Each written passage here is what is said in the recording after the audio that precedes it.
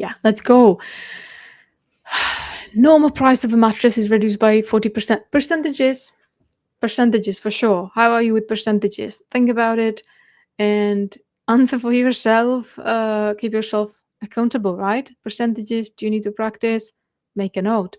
So, and this is about reductions, the reverse percentages, that kind of stuff, right?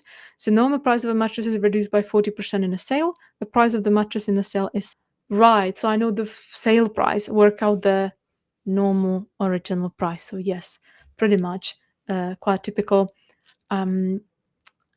reverse percentages. So we are stepping in a way over from what could have been on a foundation paper. So, but it doesn't mean that suddenly this will be all difficult, because variations of these questions still could also appear on a foundation paper. So actually, we are still, although we are now crossing the threshold of getting to grade on a specific paper to grade 5 and then up to grade 6, this actually is not a rocket science either.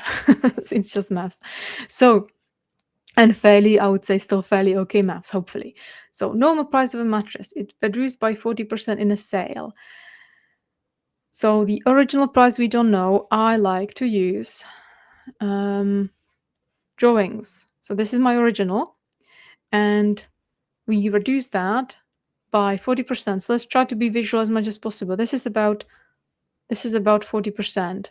It's not quite a half, but like it's near, right? So minus 40% leaves me 60 left over. Okay, and the mattress in the sale is 660. And they want to know the full price. So technically, if we figure out this bit here, then all together is the normal price. Let's just think about it for a moment.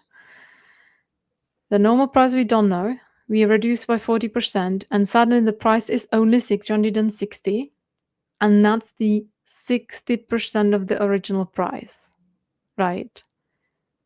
If you realize this, you'll be king of percentages or queen or whatever title you fancy. And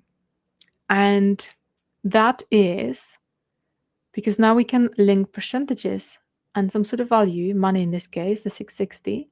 Once we have that, we can figure out any percentage we want. So we can do 40, or we can just do the full 100 straight away. And I probably will do that. Okay, so we actually linked 60% to 660. By the way, this is pretty much this way of solving percentages. It's like using another proportion.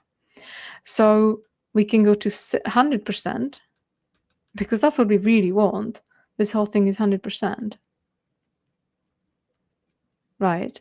And that's the question mark. And we can figure out, for example, a thing. I would find out what 20% is, and then just make that time 5. You can go to 1%. I don't know.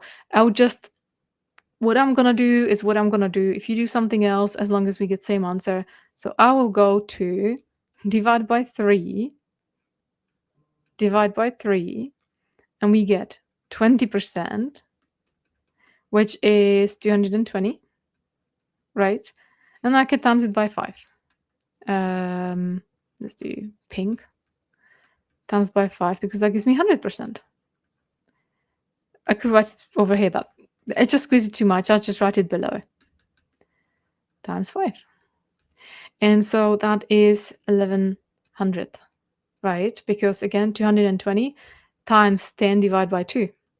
So 2200, and half that, 1100.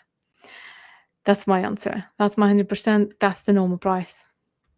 So it's actually using the unitary method of figuring out percentages, which we needed here in the reverse percentage kind of question, helps us to figure out the answer here. Yeah, so actually also using ratio, proportion kind of thing. That's it. Any questions here? If there are, again, happy to answer. If they're not, happy to move on. And also happy to announce that my answer is correct. I'm just checking here in the mark scheme. It's very good to know. And let's move on. We already, this was, by the way, how many marks again? 2 marks. So we literally touched the grade 5 right now with all these marks so far. Cool, right? Just eight questions out of, I don't know how many, like 22 or something on this paper.